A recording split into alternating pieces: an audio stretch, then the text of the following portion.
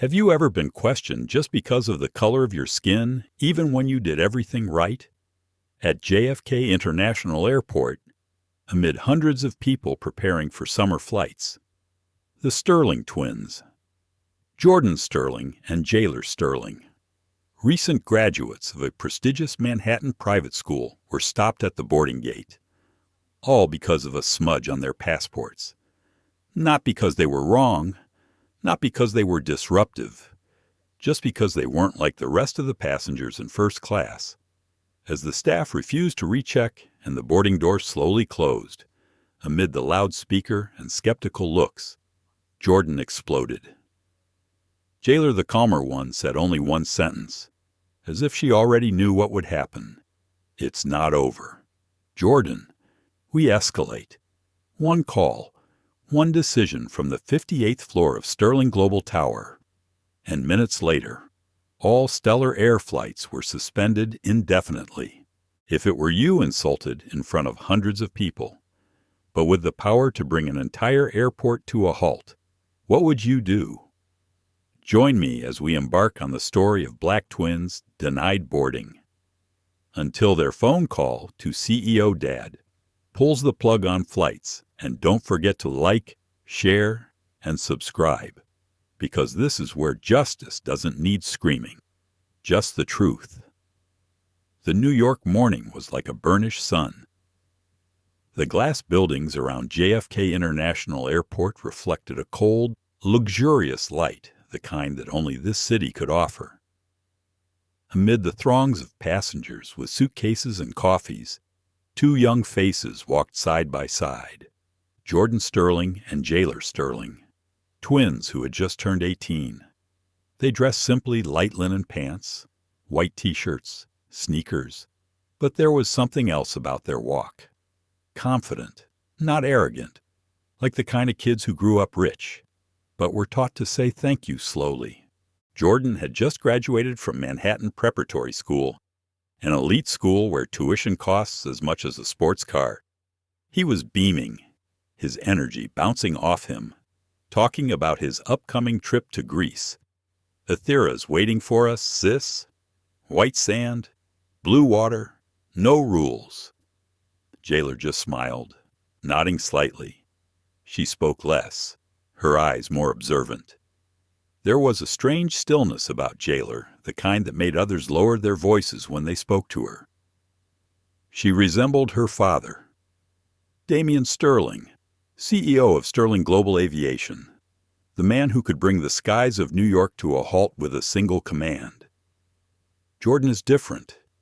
He's like his mother, action-oriented, quick-witted, and believes anything can be solved if you're strong enough.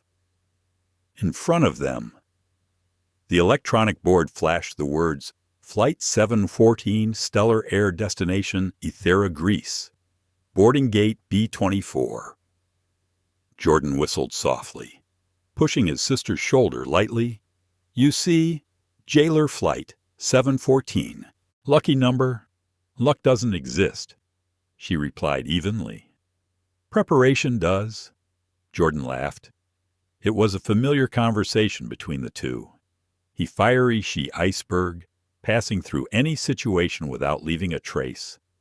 They passed through security, and everything went smoothly, until they reached Gate B24, where the light hit the polished tiles, and prejudice began to creep in.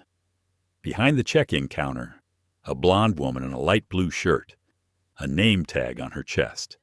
Bailey Carter, Stellar Air employee. She spoke professionally, but her eyes took on a different tone when she saw two young black men approaching with first-class tickets. "Boarding passes, please." Her voice was steady, but a little cold. Jordan placed his passport on the counter. "Here you go." Bailey flipped through it, pausing longer than usual. Her eyes narrowed, studying the hologram printed on the identification page. This hologram looks smudged. Jordan Nwangme. Smudged. It's brand new. Picked up from the embassy last month. Bailey looked up, his smile small, but a little challenging.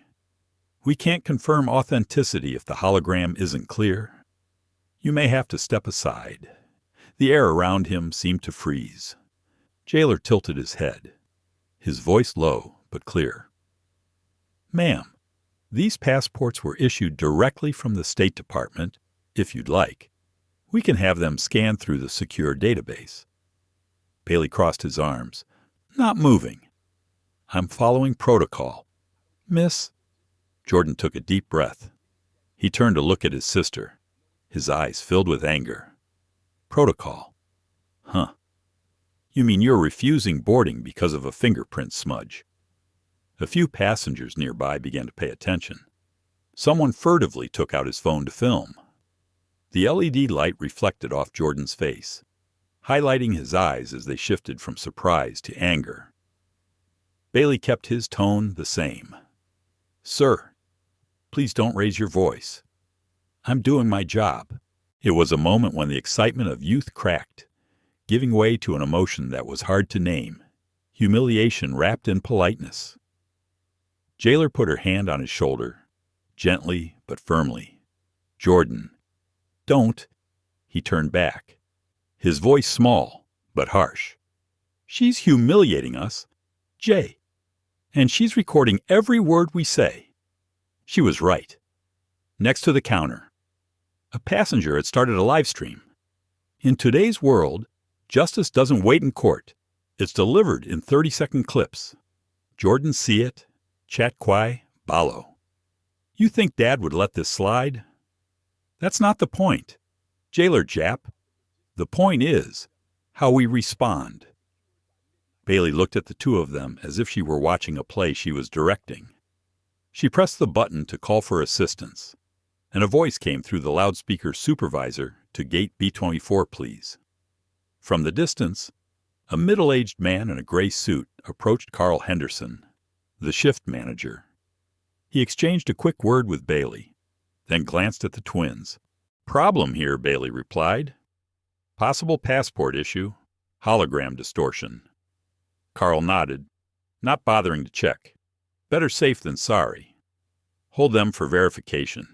And so, in less than a minute, the boarding door closed. Flight 714 was about to take off without the two first-class passengers named Sterling. Jordan watched the metal door close, the click seeming to mark a boundary before belief, after prejudice. Jailer stood still, her eyes watching the electronic board change to final boarding. She said nothing, but her hands clenched. A deep breath, a long silence. Then she took out her phone. The screen lit up, reflecting her strangely calm face. It's not over. Jordan, she said softly. We escalated. He turned, his eyes meeting his sister's thin smile. The way Jailer spoke made it difficult to tell if she was angry or calculating. On the 58th floor of Sterling Global Tower, an important meeting is taking place. A call from JFK is about to shatter everything, not just flight schedules, but the boundaries between justice and power. No one knew that in just a few minutes. The entire New York sky would stop just because of a small smudge on the passport and a seemingly procedural look.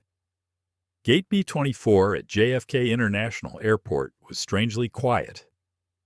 The final disembarkation of Flight 714 blared, then died away in an atmosphere thick with disbelief.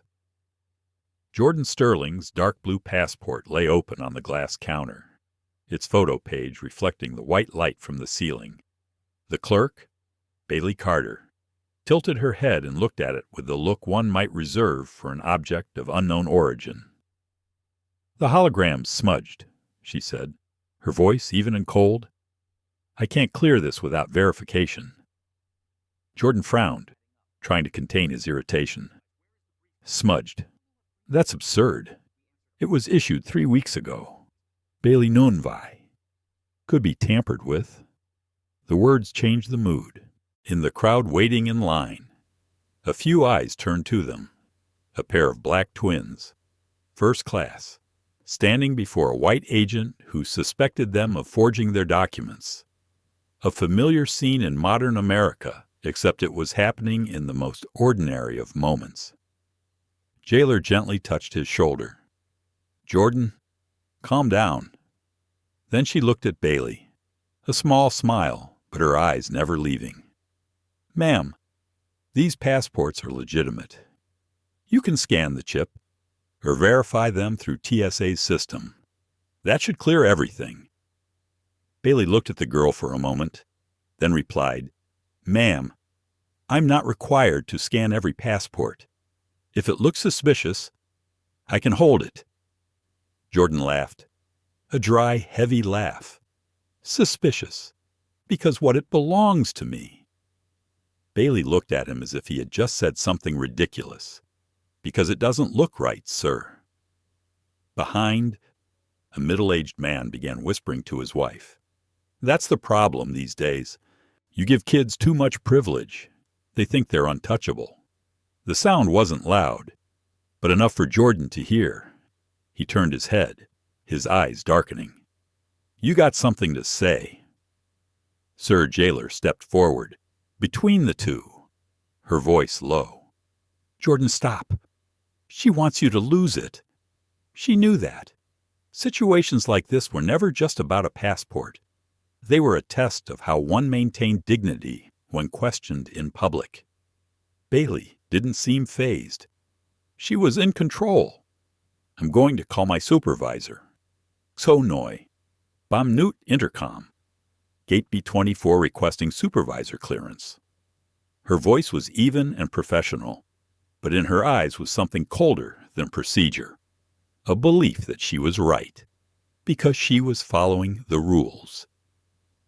Jordan leaned his hands on the counter, leaning slightly toward her. "Do you have any idea who we are?" Bailey raised an eyebrow. "No, sir. And it doesn't matter. Maybe it should." The remark was like a small spark that exploded in the sterile scene. A few people in the line started taking out their phones to film. In this day and age, every injustice is a spectacle. Jailer took a step back. She didn't want them to be a social media headline, at least not like this. She tried to keep her voice calm. "Look, we're just asking you to double-check. We're not asking for special treatment," Bailey replied simply. "Rules are rules," Jordan sneered, his voice sharp as glass. "Rules don't make you right." At that moment, a man in a gray suit appeared. Carl Henderson, the shift manager. He walked over with a tired look of someone who had to deal with too many troubles in one day. "What's going on? Bailey, possible passport forgery, sir? Hologram distortion?" "You verified, no, sir. Visual inspection shows inconsistency." Carl glanced at Jordan and Jailer. Not closely, just briefly. Then back at Bailey. "Good. Hold them for secondary check. We can't take risks today." "Jailer Kahit Mothoy."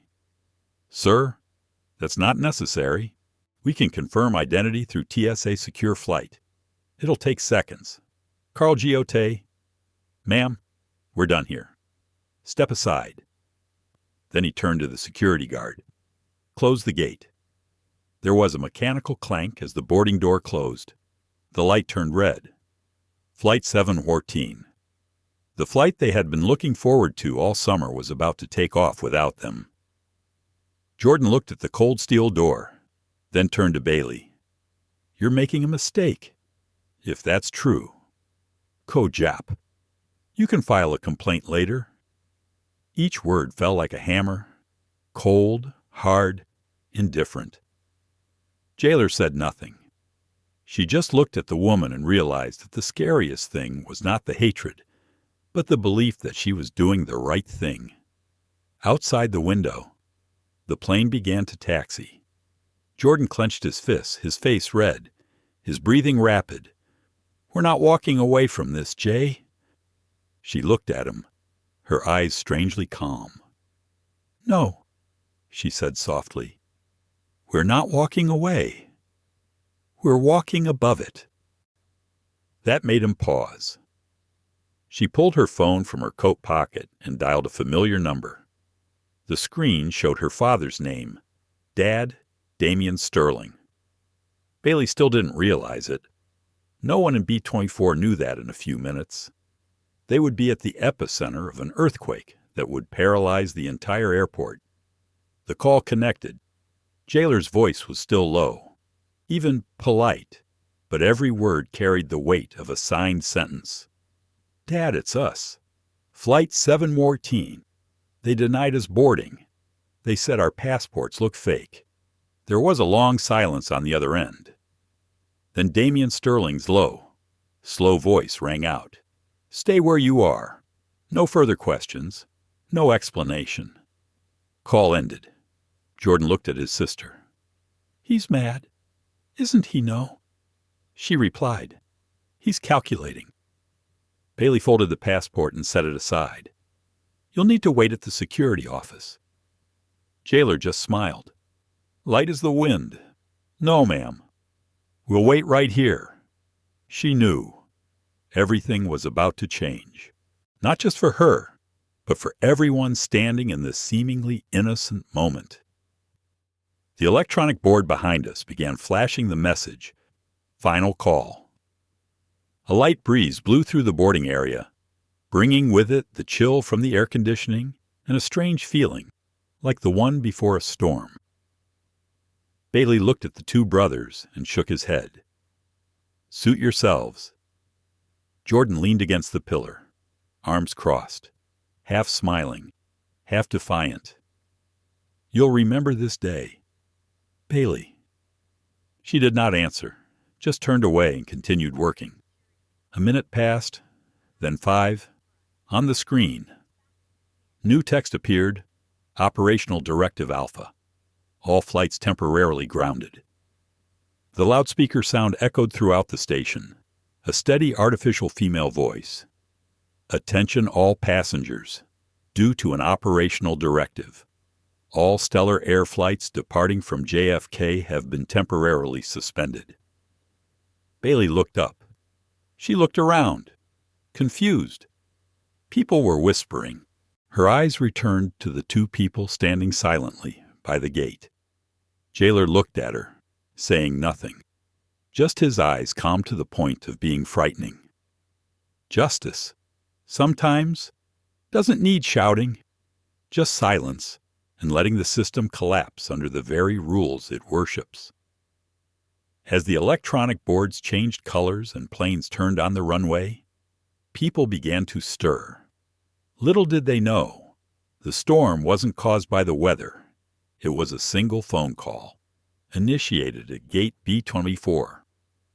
For the first few moments after the Stellar Air System announced ground stop, no one understood what was happening.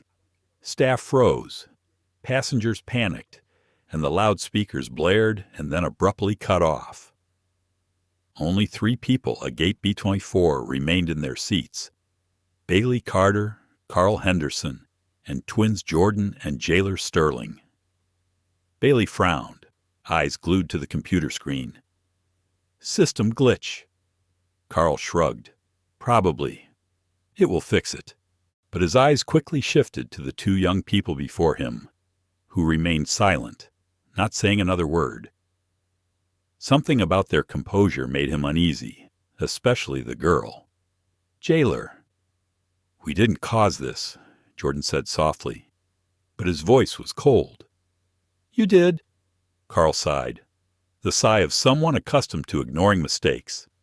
Look, sir, we just follow procedure. If there's a technical delay, it's not on us. Jailer looked at him, his voice even and soft. Procedure. You mean the one where you refuse to double-check facts because it's easier to believe we don't belong here? Carl avoided her eyes. Miss, I'm not going to argue with you, Bailey interrupted, his voice rising. This is harassment. If you don't calm down, I'll have security escort you. That made Jordan laugh, but not in a happy way. Escort us. You denied boarding to the CEO's children and think security's your shield. Bailey paused. CEOs? What jailer slowly closed the phone? The screen light turned off, like closing a chapter in silence. You'll find out, she whispered.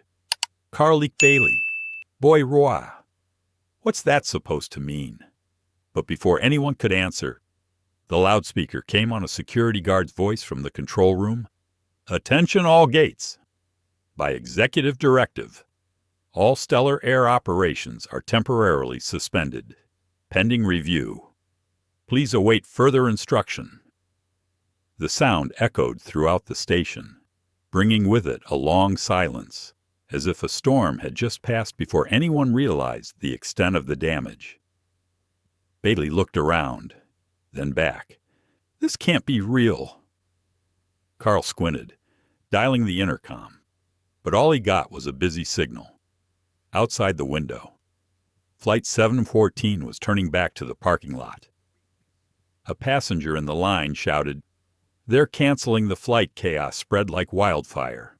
Bailey, still confused, tried to regain what little authority he had left. Everyone, please stay calm. But the crowd started to get rowdy. Some people turned back to the counter to ask questions. Others cursed.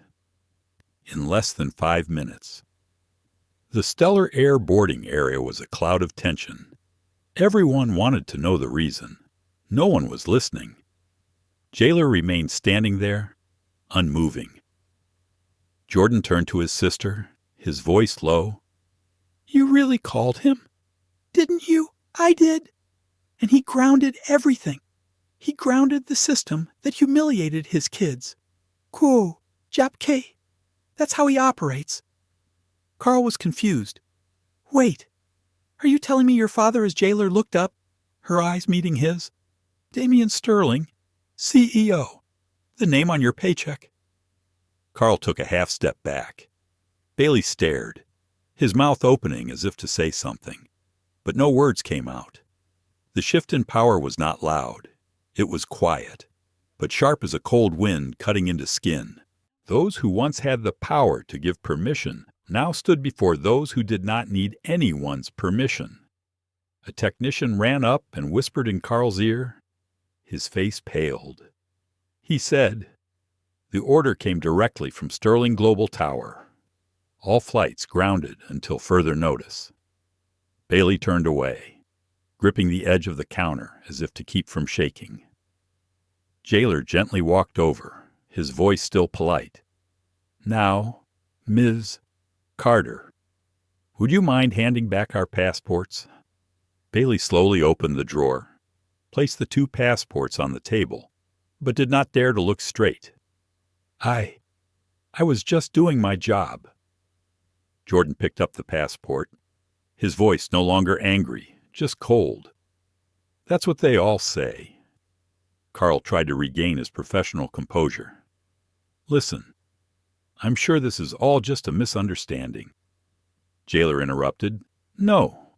Misunderstandings end when someone listens. You didn't. Her voice wasn't high, not harsh, but there was something in it that made Carl fall silent. She turned, taking her brother's hand. Let's go. They left the counter, walking through the crowd that was slowly realizing something big had happened. A few people whispered, That's the Sterling kids. The CEO's children. No wonder flight stopped. Bailey stood frozen. In that moment, it hit her sometimes. The people you think you control are actually watching you, waiting to see how you will use what little power you have. Carl pulled out his phone and tried to call his superiors.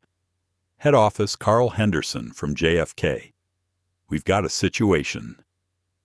On the other end of the line, a trembling voice. Carl, you are the situation. Meanwhile, on the 58th floor of Sterling Global Tower, Damian Sterling stood by the glass doors, looking out at the Manhattan skyline. His phone lit up with dozens of notifications. Operations halted. Flights grounded. Media alert pending. He did not show any anger. He was just silent. Then he said to the assistant beside him, "Get Robert Walsh on the line, and tell the FAA I'll call them in 10 minutes. His voice was low, but each word was like a command to the sky. Back at JFK, the announcement system rang out again, this time sounding like a final verdict. All Stellar Air flights are suspended until further notice. We apologize for the inconvenience." Bailey looked up and saw the Sterling brothers still standing far away, looking out the window where the plane had stopped. Jailer turned to her brother, her voice low enough for only him to hear. "Power isn't noise. Jordan, it's quiet." Jordan pursed his lips, his eyes wavering slightly. He understood. True power was not shouting louder, but making the world stop with just one sentence. Bailey wanted to step forward, to apologize, but her legs wouldn't move. She remembered the moment she'd said, "Rules are rules." She understood now. Those rules were written by the very person she'd just insulted. Carl stood beside him, looking at the angry crowd, and suddenly whispered, "You think they'll fire us," Bailey replied as if talking to himself. "I think they already did." As the terminal descended into chaos, between the error messages and the complaints of passengers, Jailer knew this wasn't over. The call to their father, Damian Sterling, was more than just a warning. It was the opening salvo of a real storm. Inside Gate B-24, the air was thick, as if someone had sucked all the oxygen out of the room. Jordan Sterling paced back and forth, fists clenched, eyes glaring angrily at the empty counter where Bailey Carter had been standing. The crowd behind him began to murmur, "Are they the CEO's kids? No way. No wonder all the flights are grounded." Jordan's anger rose, hot and stuck in his throat. He had never been so publicly humiliated. A security guard approached and said softly, "Sir, we need you to stay calm until we get confirmation from the head office." Jordan turned back. His voice raised, "Stay calm. You just grounded half the airport because your staff can't tell a valid passport from a fake one." He wanted to scream, to make someone take responsibility. But before the next words could come out, a hand was placed on his shoulder, softly, but enough to stop the tide. Jailer Sterling. She stood there calm, as if the world around her was melting away and she was just watching. "Jordan," she whispered, "don't make it bigger." He turned back, his voice harsh. "Bigger. They humiliated us, Jay, in front of everyone." She nodded. "I know, but anger doesn't scale well. Power does." That made Jordan silent for a moment. The 18-year-old had a way of speaking that made people think before they responded. She pulled her phone from her coat pocket. The screen lit up iPhone 15. Pro. Caller ID, Dad Damian Sterling. "What are you doing, Jordan Hoy?" "What you should have done." "Koyap." "We escalate." She pressed the call button.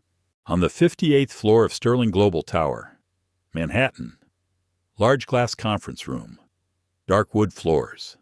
Conference table bathed in natural light reflecting off the Hudson River. Damian Sterling, dressed in an immaculate black suit, is signing a multi-million-dollar deal with European partners. On the screen behind him, the Sterling Global Aviation Group logo rotates slowly and solemnly. A soft vibration came from the phone on the table. He looked down, Jailer calling.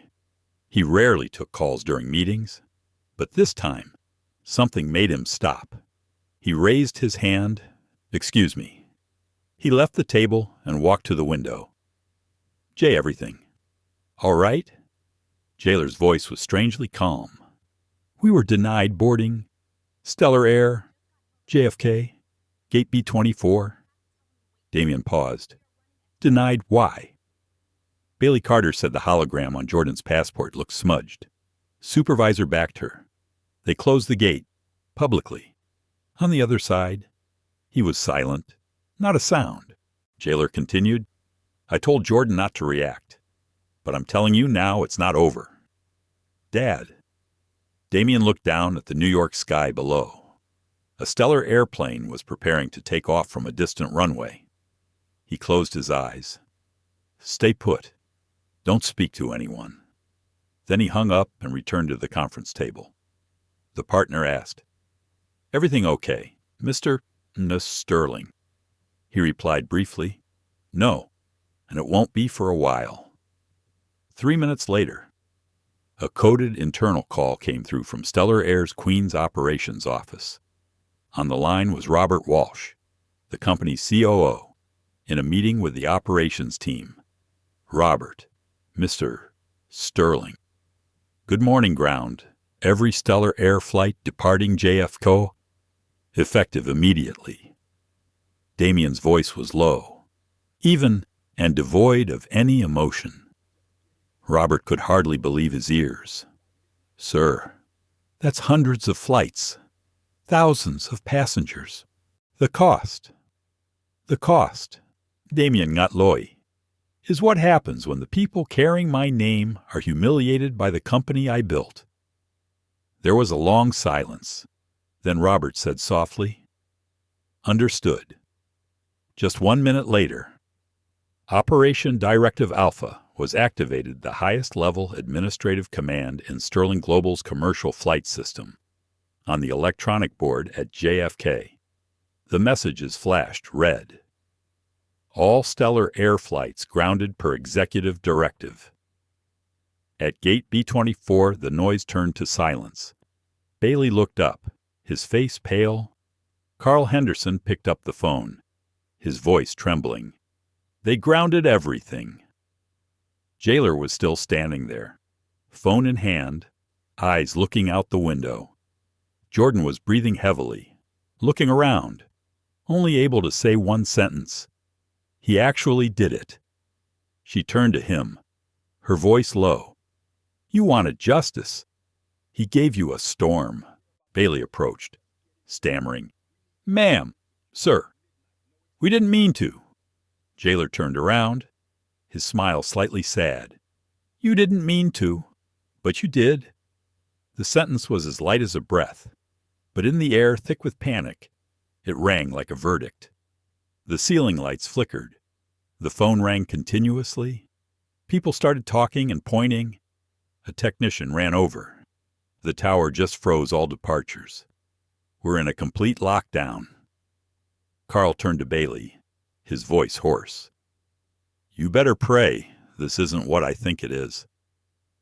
Jailer just stood there, silent. As an observer of a justice she didn't need to demand, just let it take its course. Jordan sat down in the waiting chair, head bowed, half surprised, half afraid. I thought he'd call them. Not this. Jailer replied, Dad doesn't call people. He calls systems. At Sterling Tower. Damien looked down at his phone. A message from Robert appeared, directive confirmed. JFK operations halted. Media alert pending.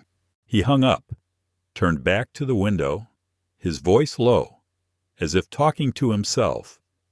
Let's see how they handle accountability when it costs millions per minute. At JFK, the press began to arrive. Passengers booed, demanding refunds. Elderly people sat on the floor. Children cried. In the chaos, only 2 people did not move, Jailer and Jordan Sterling. Bailey approached again, his voice trembling. You need to leave this area. We can't.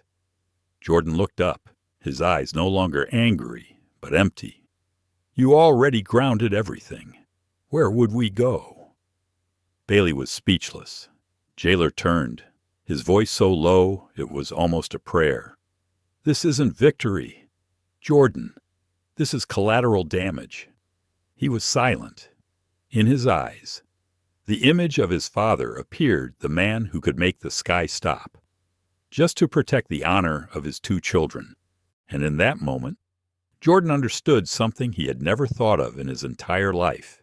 There are powers not to prove, but to teach people the price of contempt. On the 58th floor of Sterling Global Tower, Damian Sterling rested his hands on the table and looked out the window at the empty sky. He wasn't smiling, nor was he angry. For him, this wasn't revenge. It was a lesson. But the lesson, when it hit the ground, would reverberate like a hammer blow to the system he had built. Midday light streamed through the floor-to-ceiling windows onto the polished walnut conference table where Damian Sterling sat among a dozen men and women in suits, discussing a deal to expand the airline's transatlantic network. On the large screen behind him, a map of Sterling Global Aviation's flight routes covered Europe and North America. Everything was going smoothly until his phone vibrated. A message popped up. Jailer Sterling missed. Call 2. Damian frowned slightly. His daughter wasn't the type to call with complaints. If she called twice in a row, it meant something was serious. He signaled to his assistant, "Hold the meeting." The room fell silent. Damian stepped out, closing the door behind him. The long hallway was quiet, except for the steady click of his boots on the marble floor. He dialed the number again. Her voice on the other end was so calm it chilled him. "They denied us boarding. Dad. Stellar Air. JFK. Bailey Carter. Gate B-24. He stopped. Denied. On what grounds said Jordan's passport hologram was smudged?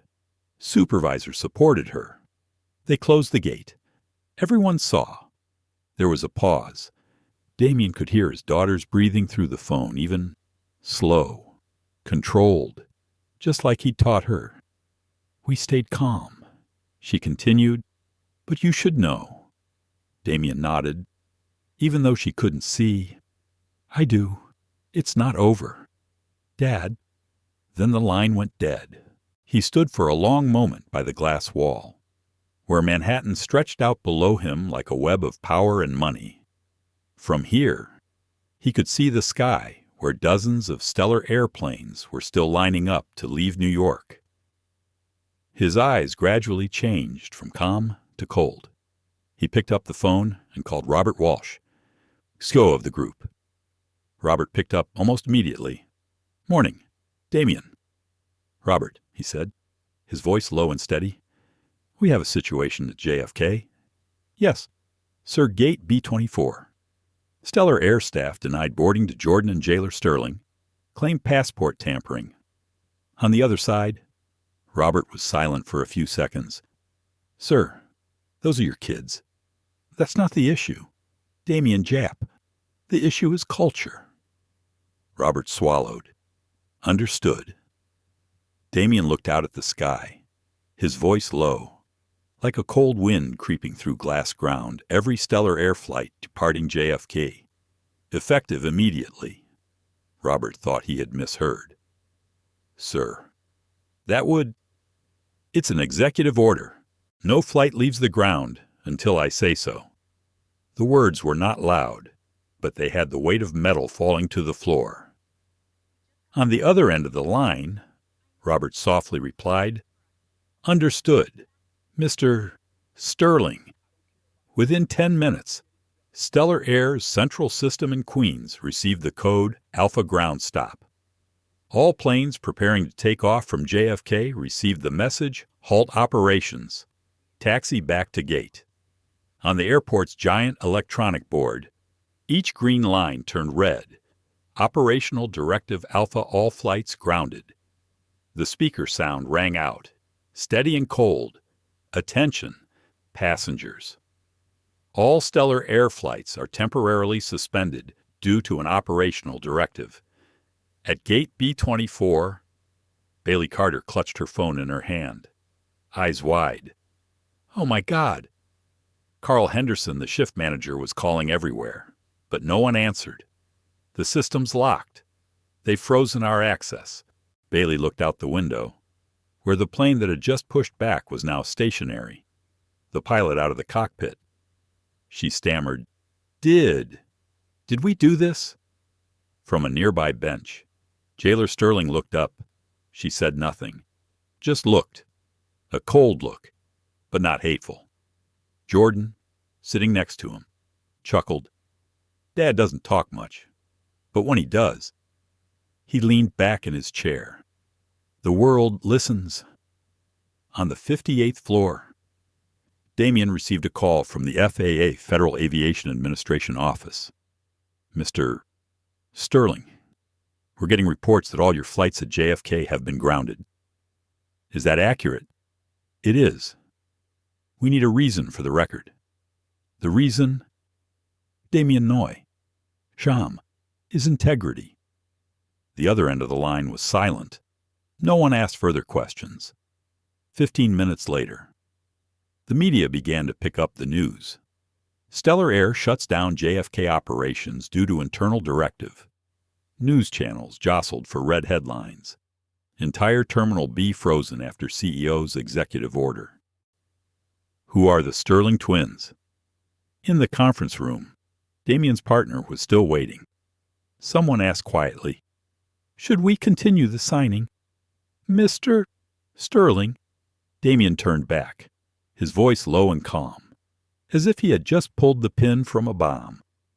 "Gentlemen, you can't run an airline that forgets who's flying it." No one dared say anything more. At JFK, the scene was chaotic. Thousands of passengers were stranded. Bailey tried to call senior management, but the intercom only returned the words "access denied." She turned to Carl. "Maybe we should talk to them. The kids." Carl shook his head, sweating. Too late for that. Jailer stood up and adjusted his jacket. "You were just doing your job. Gonoy ki. But sometimes the system teaches through collapse." Bailey looked at her, his eyes a mixture of fear and regret. "I didn't mean I know. That answer is not forgiveness, but it is not resentment either. It is just the truth." On the 58th floor, Damien looked up at the monitor screen displaying the flight map. The bright dots representing Stellar Air flights were stopping simultaneously around the JFK area. He stood still, his eyes cold, his voice almost inaudible. "You wanted to test respect. Now you'll learn what happens when it's gone." He turned back and said to his assistant, "Tell operations to hold until further notice. No explanations. Let them feel the weight." At the airport, Jailer and Jordan left their waiting seats and walked through the still chattering crowd. Jordan asked softly, "You think he overreacted?" "He doesn't react. Ko Jap. He corrects." The words were carried over the loudspeakers throughout the station. A middle-aged woman looked at them and shook her head. Those kids must be somebody important. None of them knew that these two kids had just brought the largest airport in the United States to a halt. Not with anger. Just with a phone call. When the sky over New York fell silent, and not a single bird of steel left the ground, those below began to realize silence has weight, and when real power moves, it doesn't make noise. It just makes everything else stop. On the giant screen in the middle of Terminal B, JFK International Airport, red letters flashed continuously. Operational Directive Alpha, all flights grounded. A cold announcement. No explanation. No deadline. No exceptions. Each plane taxiing on the runway simultaneously received the command, "Return to gate." Pilots were bewildered. Flight attendants were confused. Passengers stood up from their seats, asking each other the same question. What's happening in just 10 minutes? The station was a human storm. Loudspeakers blared nonstop. Babies cried. Suitcases rolled. Phones rang constantly. It was chaos that no one could explain. And in the midst of that storm, Jordan Sterling smiled. Not a triumphant smile, but a smile somewhere between pride and innocence, the smile of a young man seeing real power working its way for the first time. He looked out the window, where dozens of planes were turning around in a row, their signal lights flashing in the afternoon sky. "Dad really did it," he said softly, almost in a whisper. "He grounded the world." Jailer Sterling didn't respond. She stood still, her arms crossed, her eyes on the flashing electronic board. A strange feeling rose inside her, not fear of her father, but fear of the way he wielded his power. "He didn't ground the world," she said after a moment of silence. "He just reminded it who runs it." Jordan turned, half surprised, half proud. "Isn't that the same thing?" "No, Kokejap.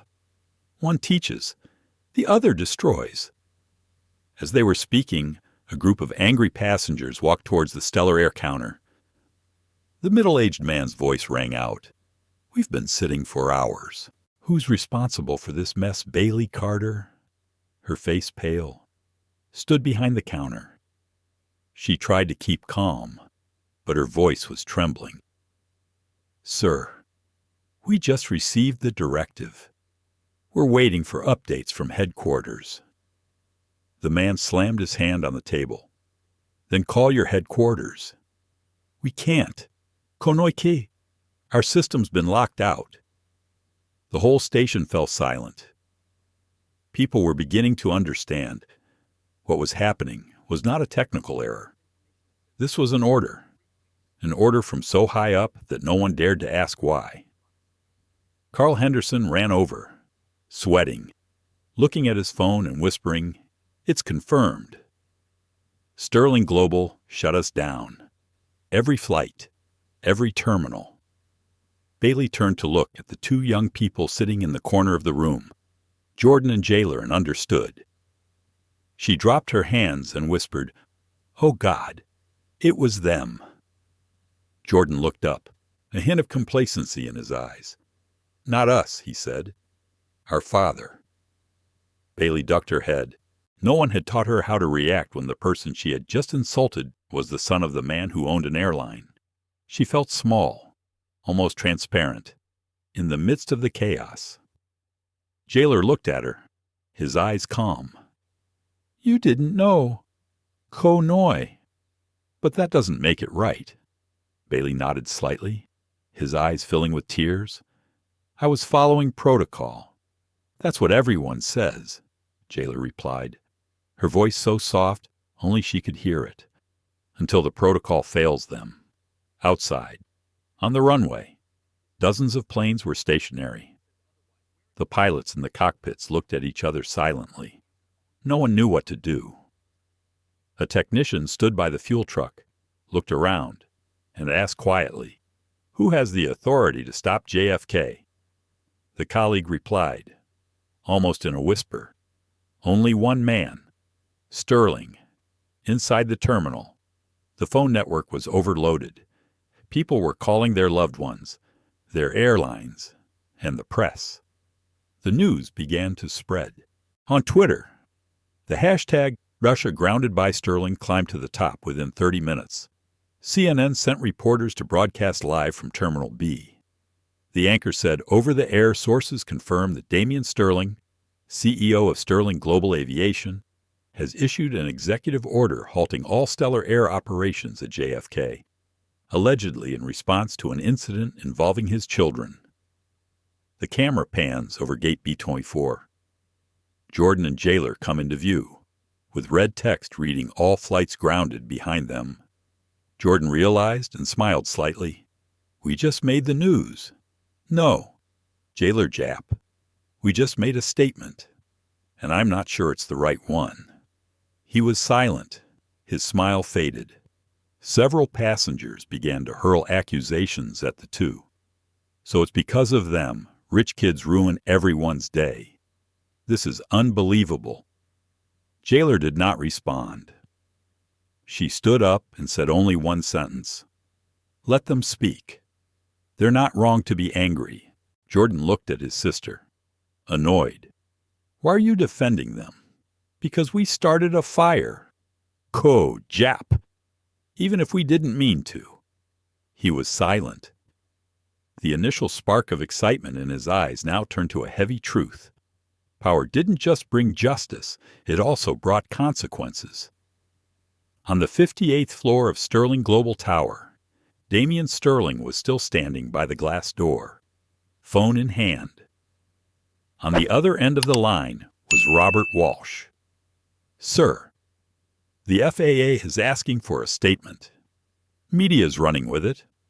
Do you want me to issue a clarification? No Damien Noi, Mat Kong Roy Kung Troy, Imang Waikia. Let them talk. The silence will speak louder." He put the phone down. Manhattan below was bathed in golden afternoon light. Stellar airplanes, from JFK to LaGuardia, sat motionless, like birds with their wings tied. Back at the airport, a little boy pulled his mother's hand and pointed to the electronic board mom. "Why did the planes stop?" the mother replied softly. "Because someone powerful said so." The boy looked up at the young girl sitting quietly in the corner, Jailer Sterling, and continued, "But was it for something good?" The mother did not answer, and Jailer herself was not sure she had the right answer. Bailey approached, his voice soft. "I'm sorry. I really am." Jailer Key sang, "Ninang." Then start there. Most people never say that. She turned away and walked to the glass door, where Jordan was watching the still planes. "Are you happy now?" she asked. He shrugged. "Feels like justice." "No." She shook her head. "Feels like control. Justice doesn't need casualties." Jordan was silent. In the distance, the runway lights flashed red dots stretching out like a warning. The cold wind blew through the glass door, carrying the hoarse sound of the loudspeaker. "Attention passengers. Stellar Air apologizes for the inconvenience. Further updates will follow." The sentence repeated over and over again, like a lifeless apology. As dusk fell, golden light falling through the thick glass of JFK Airport, everything seemed to slow down. The loudspeakers continued to blare, like the heartbeat of a panicked system. And then, amid the chaos, a figure entered Gate B-24 slow, determined, carrying an authority that made the space hold its breath. Damian Sterling had arrived. No warning, no entourage, no hurried footsteps. Only the sound of leather shoes hitting the tile floor deep. Solid, steady. The man in the gray suit walked past the security line without anyone daring to ask for identification. The light from the glass dome reflected off his face, cold as steel, but strangely calm. Bailey Carter was trying to reason with a group of angry passengers when she suddenly stopped. Her eyes met the person who had just walked up, and her heart nearly stopped. She recognized him, not only because she had seen his picture in Stellar Air training sessions, but because every employee knew his face by heart, the founder, the man who could make a company soar or crash with a single word, Damian Sterling. The entire B-24 area was dead silent. Hundreds of people held their breath as he walked forward, not too fast, not too slow, as if he knew exactly what speed would make people back down. He stopped at the counter. Bailey didn't dare look up. Carl Henderson, the shift manager, took a half step forward, trying to appear calm. "Mr. Sterling, sir." "Aye." Damian raised his hand, interrupting with a small gesture that barely touched the air. The world around them stopped.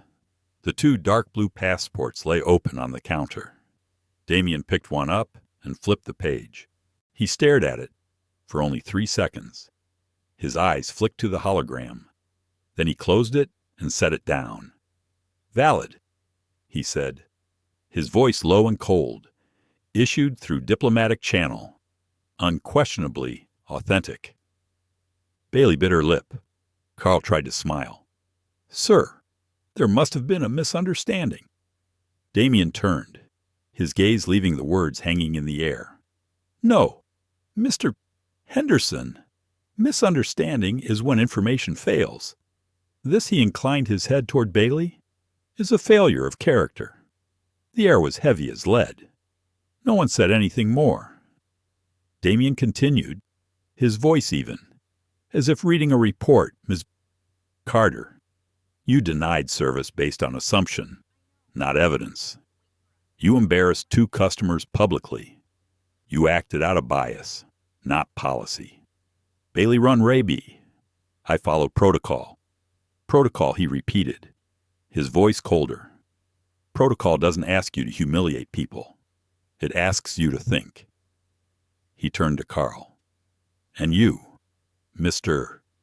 Henderson, you were given a moment to show leadership. Instead, you hid behind procedure. You failed upward, which in this company is still failure." Carl opened his mouth, then closed it. He understood. There were no words to save him. Damien looked towards a security guard standing nearby. "Revoke their system access. Effective immediately. HR will process termination by end of day." The other employee looked to the manager on duty, waiting for confirmation. The other nodded, and within seconds, Bailey and Carl's badges were revoked. They stood there, frozen, surrounded by hundreds of eyes. Bailey burst into tears, but Damien didn't look. He just said, in a low voice, as if addressing the entire corporation, "Authority means nothing without integrity. The moment you forget that, you lose the right to represent my name." He signaled to his personal assistant, who had just arrived with a file initiate customer restitution. "Yes, sir." Damien turned to the passengers crowded behind the barrier. "Every passenger affected by this incident, Ong Noi, will receive full reimbursement and a first-class international voucher, valid for 2 years. A murmur arose. People looked at each other disbelieving, not understanding, only knowing that something was happening that was beyond reason. Damien turned to his 2 children. Jordan stood tall, his head tilted back, a look somewhere between pride and satisfaction. Jailer was silent, his eyes downcast. He looked at them, his eyes softening, just for a moment. "Let's go." Jordan followed, but Jailer stopped. She turned to Bailey, who was slumped on the floor, tears falling. "He didn't want to destroy you. Conoño. He just wanted you to see." Bailey looked up, his eyes red. "See what the cost of assuming someone's worth." Then she turned away. Damien led the 2 children out of the boarding area, past the row of passengers who stood still, watching as if they were watching a powerful parade pass by. No one dared to speak. No one applauded. Only the steady sound of footsteps on the tiled floor, the only sound that felt solid enough on a day when the entire system had shaken. Jordan turned to his sister and whispered, "He fixed it." "No. Kojap. He proved it. Proved what that when power speaks, nobody wins." He looked at her, not understanding immediately, but her eyes weren't on her father, on Bailey, on the passengers, on the entire airport, silent as a mistake was exposed by absolute power. Damien stopped at the security area where a reporter was trying to squeeze in with a microphone. "Mr. Sterling, was this an abuse of corporate power?" He stopped, looked straight into the lens, his voice calm. "Power doesn't corrupt. Weakness does." Then he walked away without saying another word. On the way out to the private terminal, Jordan smiled slightly, still feeling elated. "Did you see their faces? Jay." "That was justice." Jailer shook his head. "Justice isn't humiliation. Jordan, it's clarity." Today wasn't about right or wrong. It was about how far power can go before it stops being right. He did not reply, but the initial confident gleam in his eyes had receded, giving way to thought. Damien, in front, walked a little slower, as if he had heard everything. He knew the justice he had just meted out was not entirely clean, but sometimes, to remind the world of respect, he had to make it tremble. As the VIP doors closed, the chaotic sounds of the terminal faded into a distant echo. The three men walked in silence, each filled with a different emotion, power, pride, and an unnamed fear. Outside, the runway was ablaze with lights, and there, waiting for them, was a Gulfstream G650, the perfect symbol of absolute power. The limousine slid through the security barrier and into the private terminal. No more loudspeakers, no more prying eyes, just the precious silence of a world where the powerful don't have to wait. Damian Sterling sat in his car, eyes fixed on the window. The light reflected off his face, cool, calm, without a hint of complacency. For him, what happened at Gate B-24 was not a victory, but a necessary fix in a loose system. But for Jordan Sterling, it was a different story. He leaned back in his chair, half smiled, his voice still filled with excitement. "Dad, that was legendary. You didn't just fix it. You crushed it." Damian didn't reply. He took off his watch and set it on his lap, his eyes following the long line of runway lights outside. Jailer Sterling sat across from me, his hands clasped together, his eyes fixed on his father's face. "He didn't just fix it," she said softly, her voice low. "He brought the hammer down." That statement made Jordan turn around, frowning slightly. Hammer. That was justice. Jay. She humiliated us. He showed her the consequence. Jailer looked at him, not angry, nor arguing. She just asked, very softly, and everyone else. The family's stranded, the pilots grounded, the flights canceled. Did they humiliate us too? Jordan was silent. His smile faded. The air in the car grew thick. Damian sighed, leaning back in his chair. "You both saw a symptom," he said slowly. "I saw a disease Jailer Hoy. A system that forgets people are not data points. When arrogance replaces judgment, you don't negotiate with it. You cut it out." He spoke with the voice of a man who had lived his entire life in a world of command, where kindness would not save the organization. Only swift and decisive action would keep it in power. But Jailer didn't see justice. She saw something else, colder, sharper. The Gulfstream G50 waited, its gleaming white hull, its headlights reflecting off the dark tarmac. A suit-clad attendant bowed and opened the door. Damian got off first. He didn't look around, didn't need to. Everything was set up like everywhere he went. Jordan followed, phone in hand, scrolling through the news stories flooding social media. Sterling CEO halts JFK operations. Over twins incident, corporate overreach, or justice served. He read, smiling, "They're calling you a tyrant." "Dad," Damian replied without looking. "Tyrants build empires. Fools lose them." Jordan laughed harder. He liked the way his father said it so bluntly, without needing to justify it. To him, power wasn't something to be asked for. It was something to be used. But Jailer remained silent.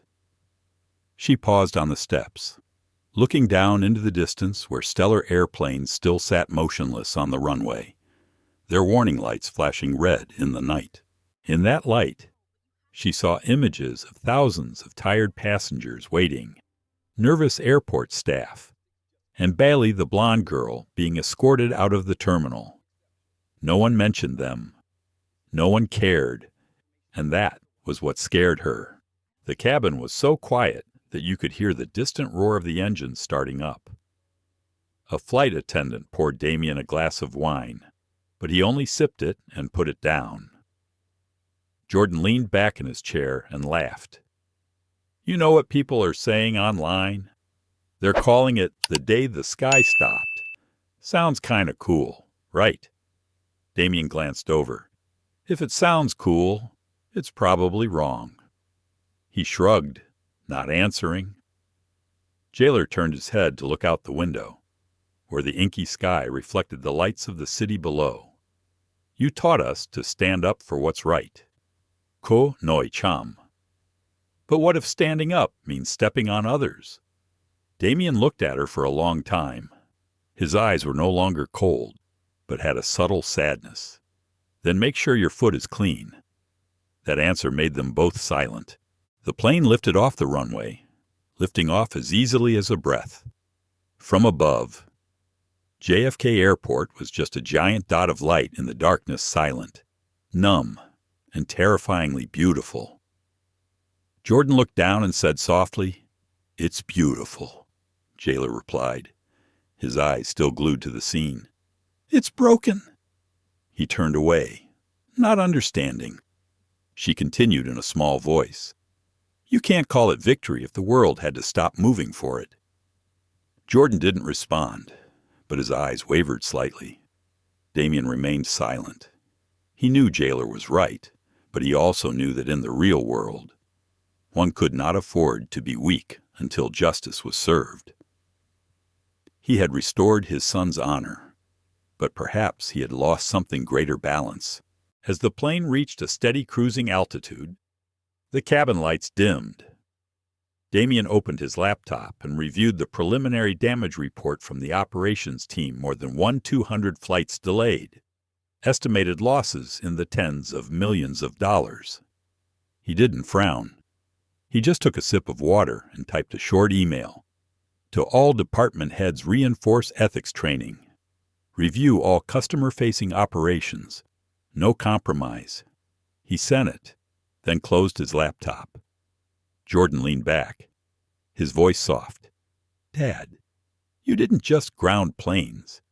You grounded people. You made them remember the name Sterling." Damien nodded slightly. "Names fade, lessons don't." Jailer turned away, saying nothing more. She felt choked. For a moment, she wasn't sure whether to be proud or ashamed. The Gulfstream flew over the Atlantic, leaving behind the New York sky filled with news, urgent news reports, angry hashtags. Below, thousands remained stranded, not knowing the real reason. And above, the three Sterlings sat in silence, each facing a different version of justice. For Damien, it was a necessary correction. For Jordan, it was a triumph for the king. And for Jailer, it was a sign that power, if not kept within limits, will become the very thing it is meant to correct. As the pale blue light of the cockpit filled the cabin, the Gulfstream G650 glided through the clouds. Below, the world had been halted by a single command. Above, three men sat in silence, one believing he had restored justice, one believing he was learning to take charge, and one beginning to wonder had they just corrected a mistake or made a bigger one. The cabin lights were a soft yellow. The engine hummed low and steady, like the heartbeat of a giant sleeping beast. Damien Sterling sat at the table in the middle of the cabin, still wearing the same gray suit from that morning. The whiskey in his hand reflected the lights of the city below. Jordan Sterling lay on his side in the opposite seat, eyes glued to his phone screen. News of the JFK incident was still circulating. Stellar Air grounded by CEO's rage. Power or paranoia? Sterling twins at center of $90 million shutdown. He read, slightly curling his lips. They're all over it. CNN, Forbes, even The Guardian. We're basically famous. Damien didn't reply. He took a sip of whiskey, set the glass down on the table, and spoke slowly, as if he were lecturing rather than conversing. Fame is noise.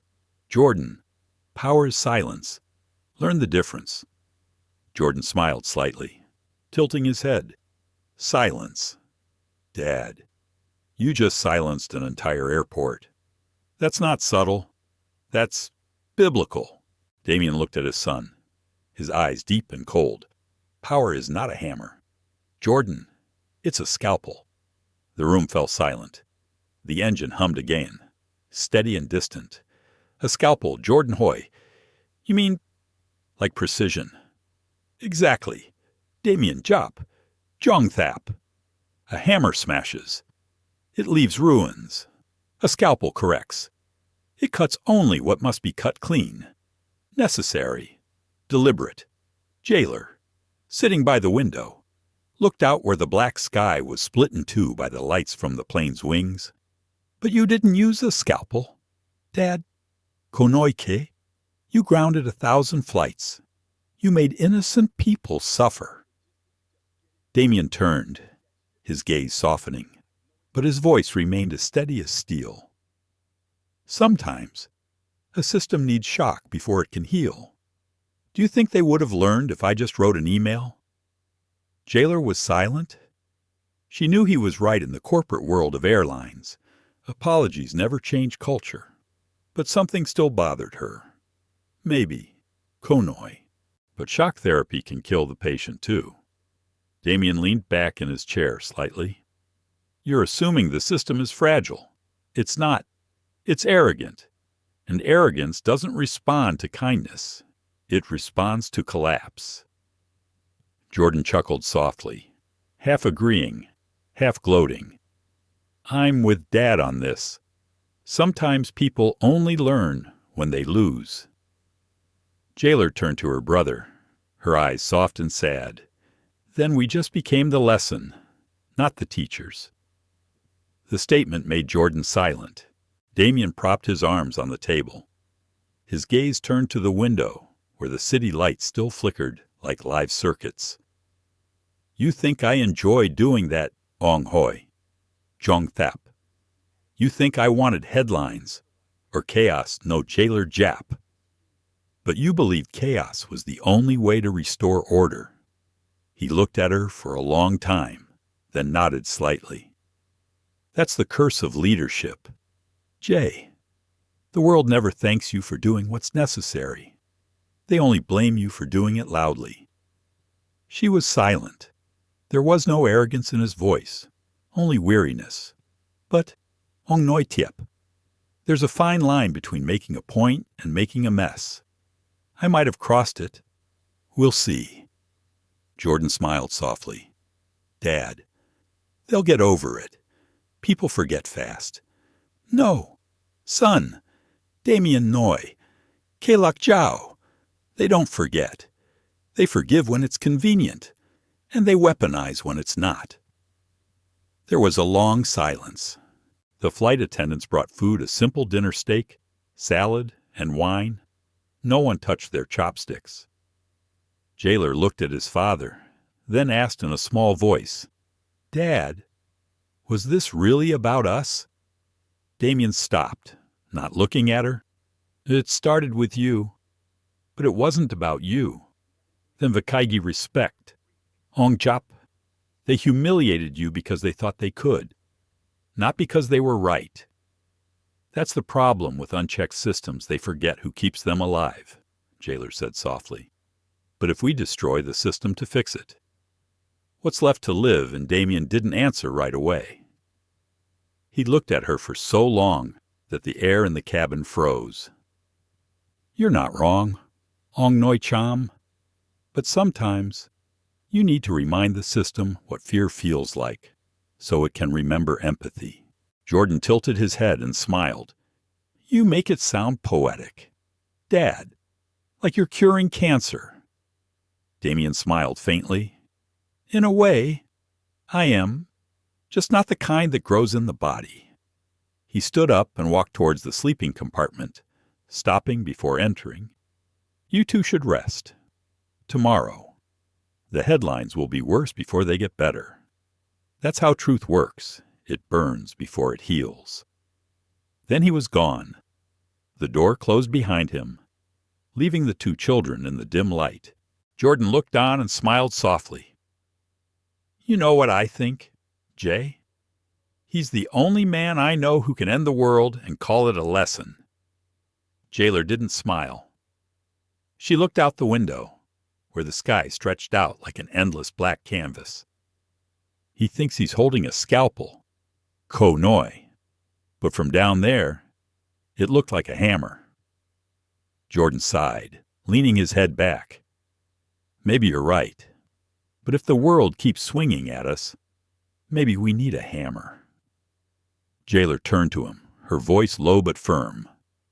"No, Jordan, if we start using hammers, we'll forget how to build." She spoke, and then fell silent.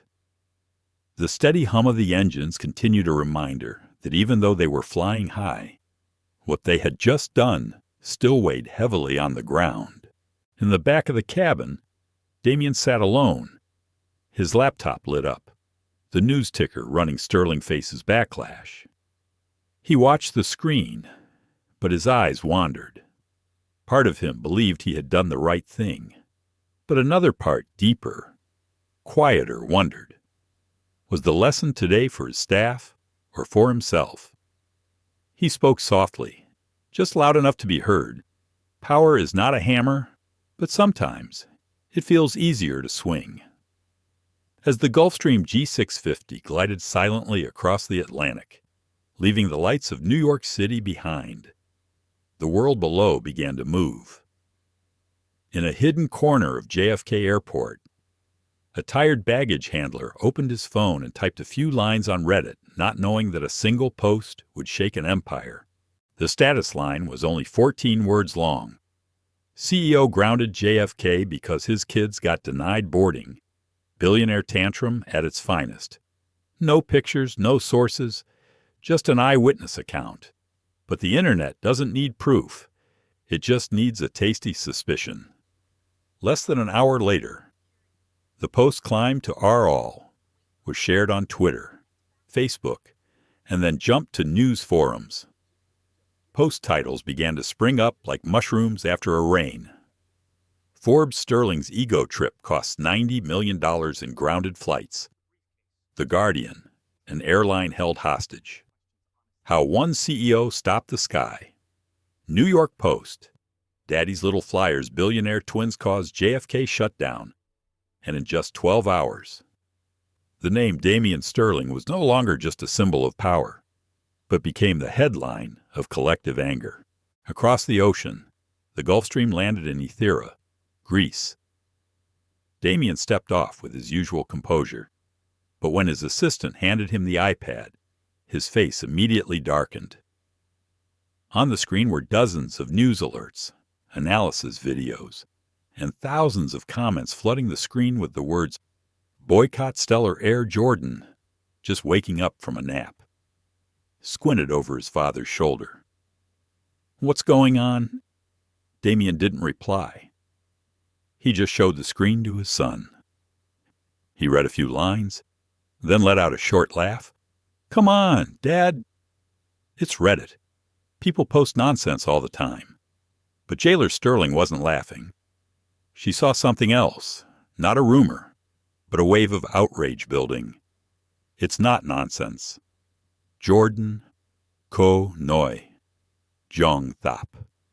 It's narrative, and narratives always win online. Meanwhile, in New York, Bailey Carter, a recently fired B-24 gate agent, appeared on morning television. She wore a simple white blouse, her face pale, her eyes red. Her voice was shaky, but her story, carefully edited, touched a nerve. "I was just following the rules," she said, her voice cracking. "I didn't know who they were.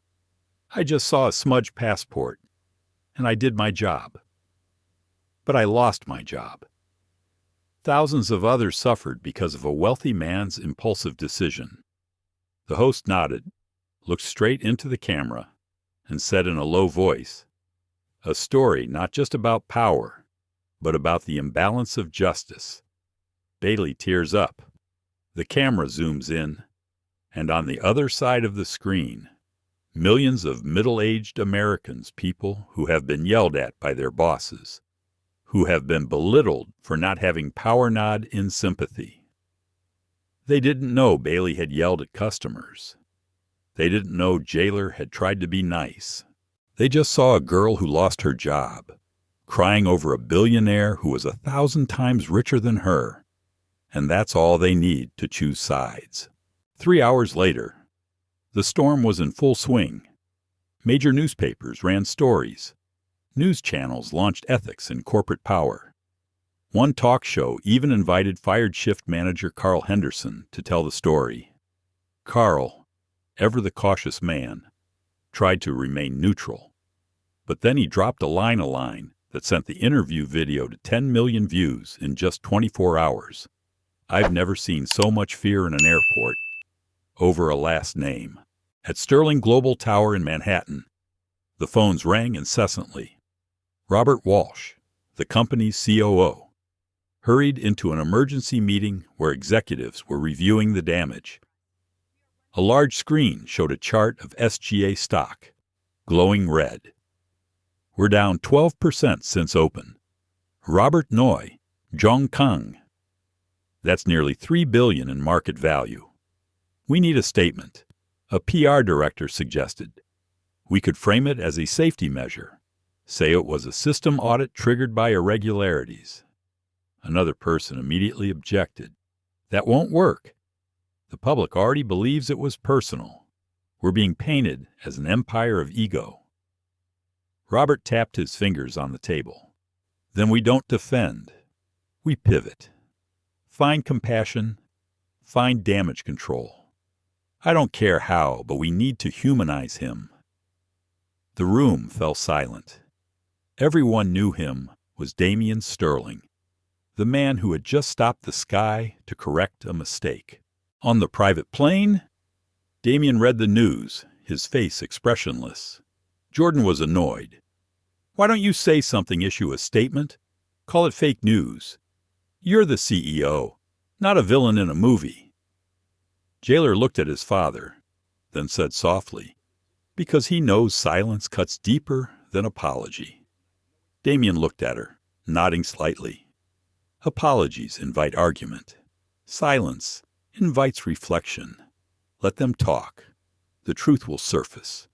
But in his eye, for the first time, there was something strange, not certainty, but a very human weariness. 2 days later, Bailey Carter became the face of corporate victimhood. She was offered a book deal. Gatekeeper. My story behind the shutdown. Sunday morning television invited her on its talk show. And every time she cried on air, SGA stock fell another notch. Jordan read the news and threw the phone on the chair. Unbelievable. She humiliates us. And now she's a hero. Jailer looked at him and replied slowly. People don't remember who was wrong. They remember who got hurt. He sighed, frustrated.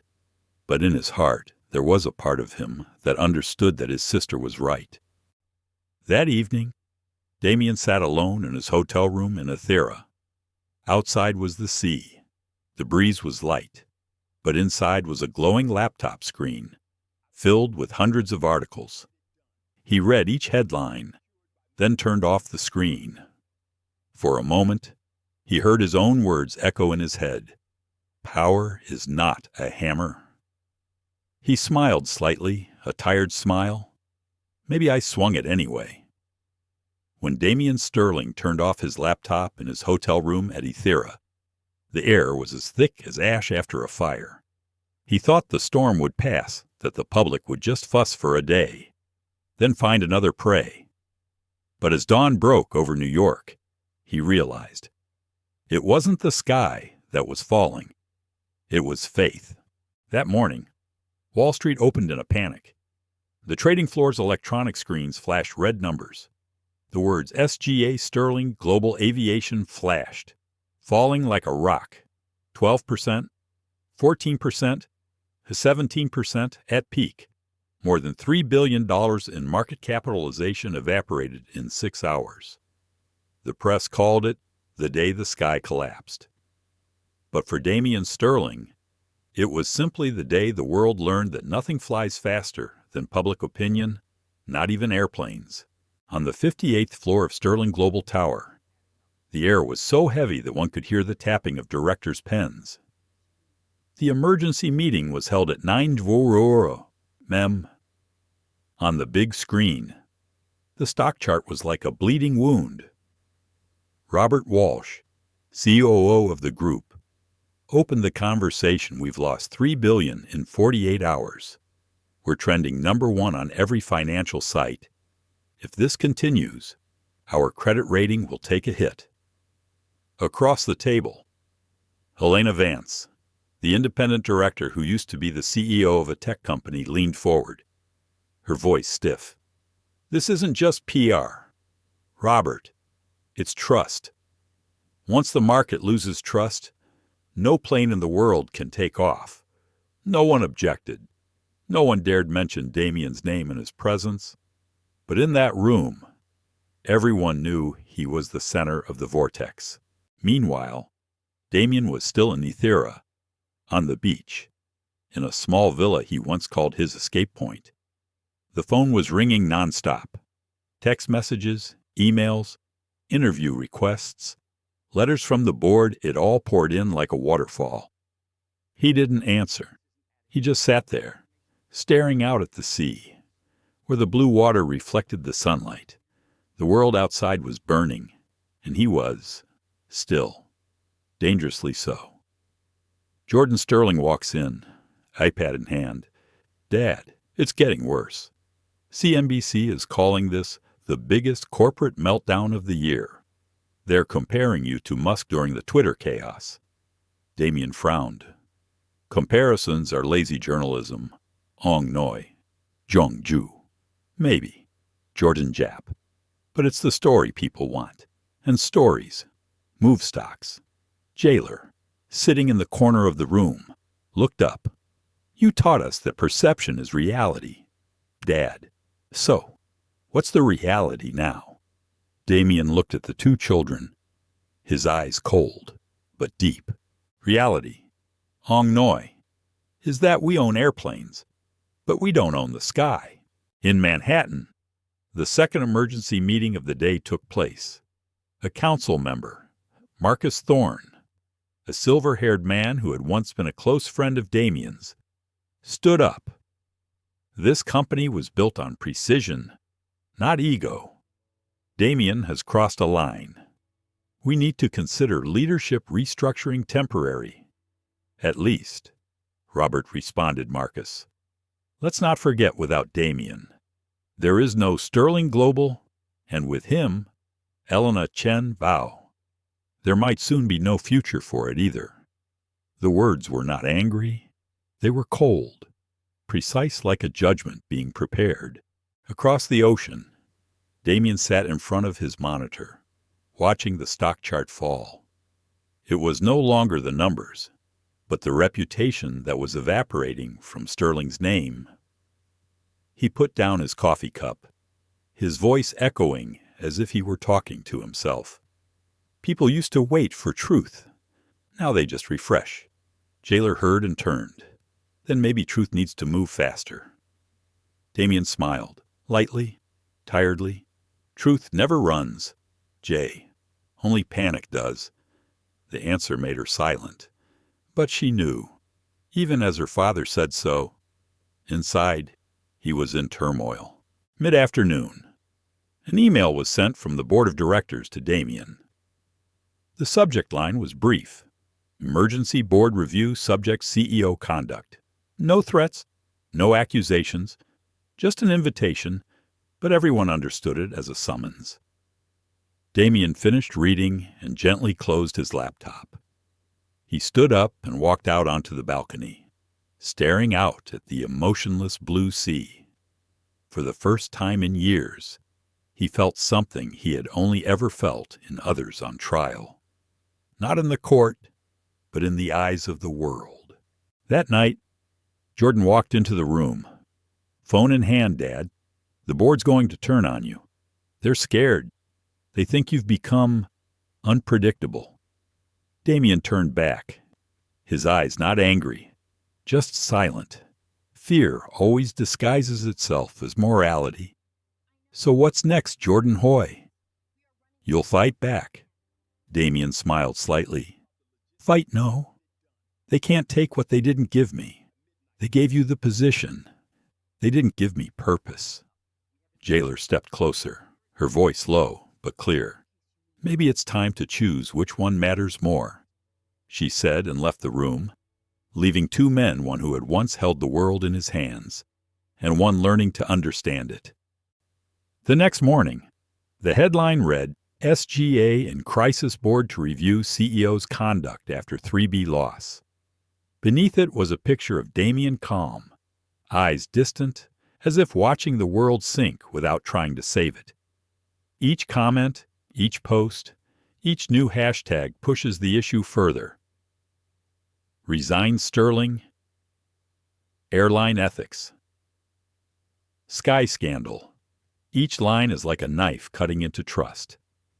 In Manhattan, Robert looked up at the screen and muttered, "We're not losing money. We're losing gravity." And in Ethera, Damien sat there, listening, not reacting. The sea breeze blew, rustling the page he had been writing on. On it, there was only one line. Power without restraint is just acceleration without destination. He folded the paper and put it in his pocket. His eyes were as calm as water. But inside another storm was brewing, not of the market, but of consciousness. 2 days after returning from Ethera, Damien Sterling walked into New York City on a foggy morning. The streets were still busy, but the stares he received were no longer filled with admiration. Somewhere in the city, people who had worked for him were whispering, and on the highest floors of Manhattan, where the sunlight never shone, a silent trial was about to begin. The conference room of Thorne & Associates, a prestigious law firm on Park Avenue, was packed that morning. No cameras, no noise. Just 10 executives, the people behind Sterling Global Aviation Group, now sitting across from the man who built it.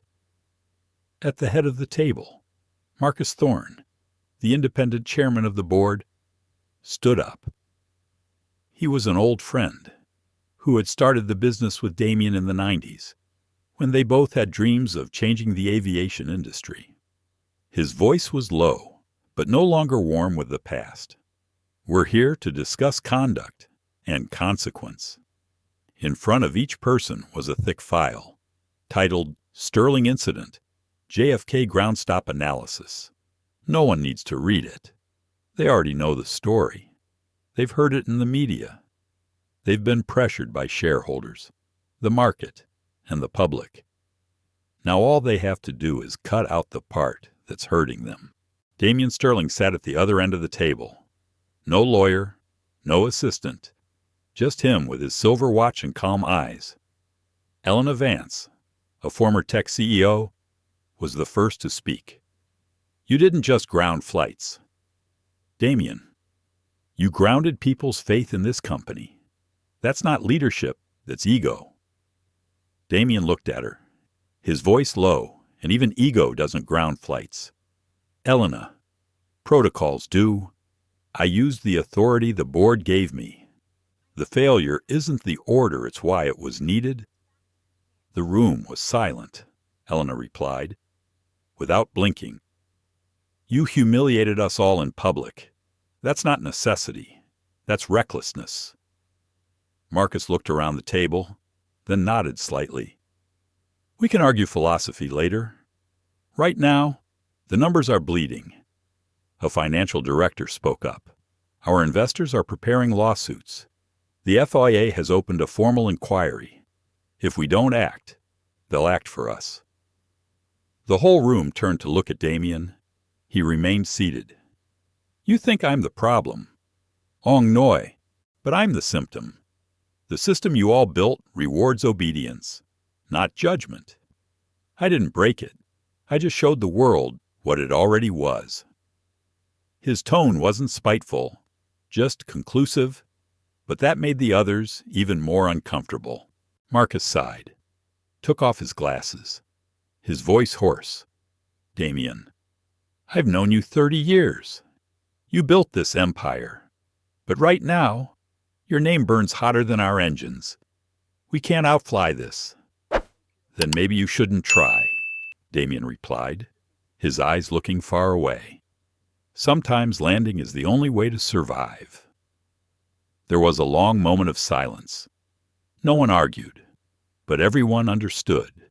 Those words were not a concession. They were a farewell. The voting began. 10 ballots slow, heavy. No one said anything. Marcus read the results, his voice breaking mid-sentence. 9 votes in favor of termination, 1 against. No one asked whose vote was against. Everyone knew it was Marcus's, and everyone knew it wouldn't change anything. Damien Sterling has been officially removed as CEO of Sterling Global Aviation Group. The decision is effective immediately. No applause, no protest, just a leaden silence. A silence he had once believed to be strength. Now a blanket that hung over everything. As soon as Damien left the room, Elena Vance whispered to Marcus, "He never thought the rules applied to him." Marcus replied softly, his eyes on the closed door, "No. He just forgot he wrote them." At the same time, in Washington, D.C., the FAA Federal Aviation Administration officially announced the investigation. The press release briefly stated, "An inquiry has been opened into the operational decision by Sterling Global Aviation Group that resulted in the full ground stop at JFK International Airport. The investigation will focus on potential misuse of authority, breach of aviation protocol, and risk to public operations." The media took the news as the last spark to a raging fire. Every financial channel, from Bloomberg to CNBC, showed Damien walking out of the building, head down, without a word. Reporters shouted, "Mr. Sterling, do you regret grounding the flights?" He stopped for a second, turned his head. His eyes were cold, but his voice was deep and light as the wind. "I regret that people see action only when it hurts." Then he walked away. In the afternoon, Sterling Global Tower changed the password for its administrative system. Damien's access card was disabled. The CEO nameplate on the office door was removed blank. Jordan watched the scene from a distance, through the frosted glass. Jailer remained silent, not a single tear falling. She said only one sentence, as if talking to herself. "He built an empire that flew above everyone. But he forgot. Even clouds have gravity." That evening, Damien sat alone in his old apartment on Central Park West. No staff, no meetings, just the old radio broadcasting news about himself. The announcer's voice rang out, "Damien Sterling, the once untouchable CEO, has officially been removed after the board's 9-1 vote." The FAA investigation could mark the end of a career that defined modern aviation. He turned off the radio and looked out the window. Outside, planes were still taking off. No one stopped. The world was still flying, only without his name. A gust of wind blew by, carrying with it a piece of paper with the words he had written a few days earlier. "Power without restraint is just acceleration without destination." The paper fell to the floor, still like his life in this moment. After the fateful meeting on Park Avenue, New York City greeted the sunset with a somber red sky. Damien Sterling, the man who once stopped the sky, returned to his penthouse on Central Park West, a place that had once symbolized success, power, and the Sterling name. But today, it was no longer a palace, but a final courthouse, where he would face his own flesh and blood. The 52nd floor apartment was as he had left it, floor-to-ceiling glass walls, abstract paintings, rare bottles of wine.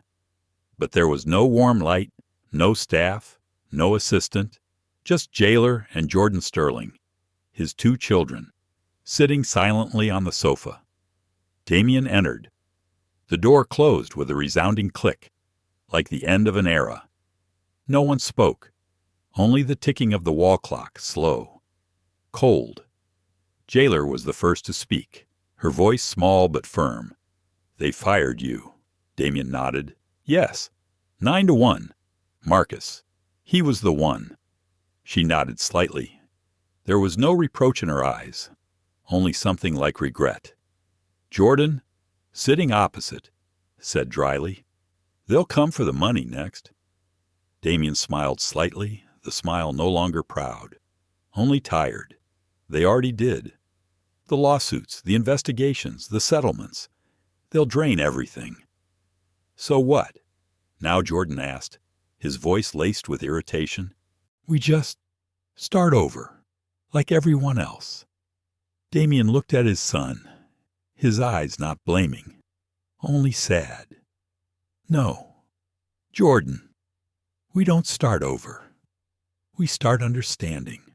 He walked to the window, which overlooked the autumn park, already turning yellow. The late afternoon sunlight streamed onto his face, highlighting every wrinkle not of age, but of hindsight. "I built power," he said slowly, as if talking to himself. "But I never taught you wisdom." The words fell like a confession. No one reacted, because both sons understood this was no longer a CEO's lecture. This was a father's confession. Power, Damien Teep, is supposed to protect. But I used it to punish, and the world punished me back. Jailer clenched her hands. She had never seen her father so weak, never seen him so real. "Dad," she whispered, "they'll forget. The world always does." Damien turned back, looking at her, his eyes soft, but steady. "The world forgets headlines, Jay, but it never forgets symbols. And now, we are one." The three of them sat in silence, each lost in their own thoughts. Jordan opened his phone, scrolled through the news, and his voice choked up Bailey Carter's "Got a book deal. They're calling her America's Gatekeeper. She's doing a tour, Chicago, Boston." He laughed dryly. "She's making money from this? Dad, from our mistake." Damien shook his head. "No, son. She's making sense of it. That's different. Sense? She humiliated us." Jordan jumped up, his voice explosive. "And I humiliated the world," Damien replied, calmly. "The scale doesn't change the sin." The room fell silent. Jailer looked at her father, her eyes filled with tears. "So, this is what accountability looks like." Damien nodded slightly. "It's not pretty. It never is. On television. The evening news was on. Bailey Carter appeared, sitting on a talk show chair, holding a book titled Gatekeeper. Her voice was steady, mixed with trembling and confidence. I was just doing my job. But that day, I realized in some systems, you can be right and still be powerless." The audience applauded. The camera panned to her face, glowing under the spotlight. Jailer watched, saying nothing. She knew this wasn't just Bailey's story. It was their story, only one had learned to turn the pain into a lesson, while the other was still learning to endure it. Late evening. The apartment was lit only by streetlights. Damien sat alone in his chair, staring out into the darkness of Central Park. Jordan and Jailer had gone back to their room. On the table were piles of legal documents, foreclosure notices, settlement agreements, lawsuit letters.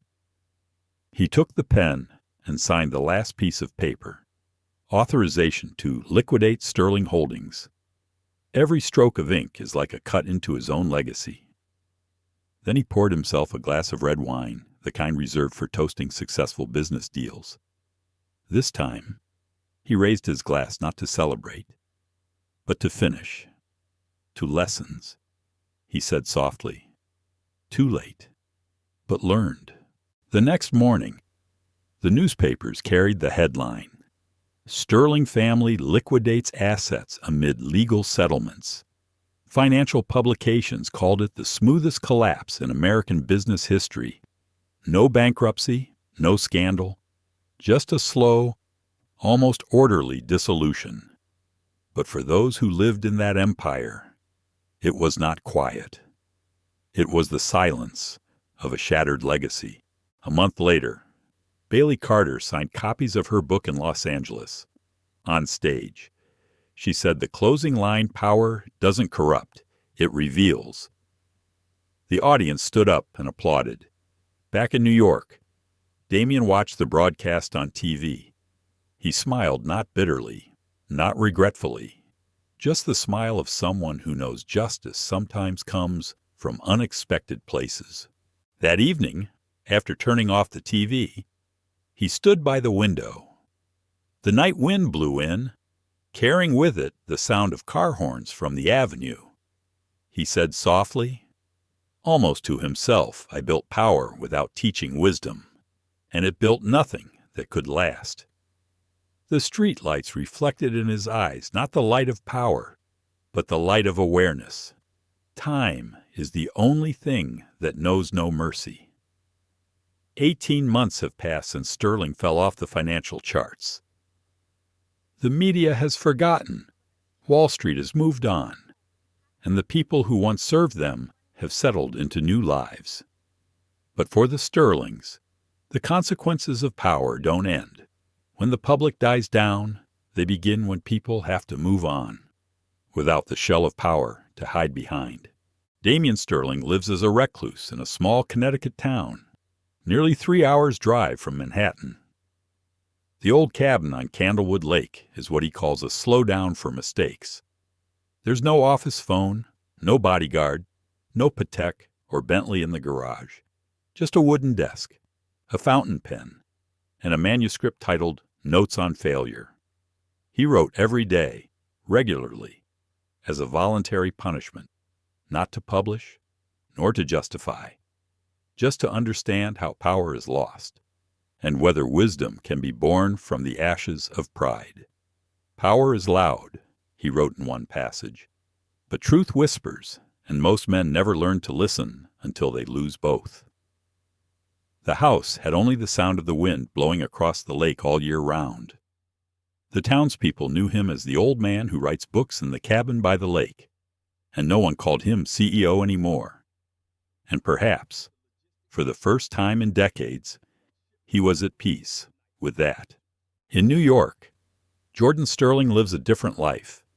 No more shiny leather shoes or limousines. He rents a small studio apartment in Brooklyn with peeling paint and wooden floors that creak when he walks. After dropping out of NYU, Jordan dove headfirst into crypto investing, telling friends he was going to restore the Sterling family name with technology instead of tradition. He started a live stream channel, preaching about financial independence and freedom from the old system. Tens of thousands of viewers, mostly young people, eager to get rich quick, watched. On camera, Jordan was still confident, still shining like a lost star. But after each broadcast, when the lights went out, the room fell silent, a silence very similar to that of his father. One night, he reread the unsent email Dad. Maybe power was never ours to begin with. Maybe it just rented us. But then he deleted it, not because he was angry with his father, but because he wasn't ready to forgive himself.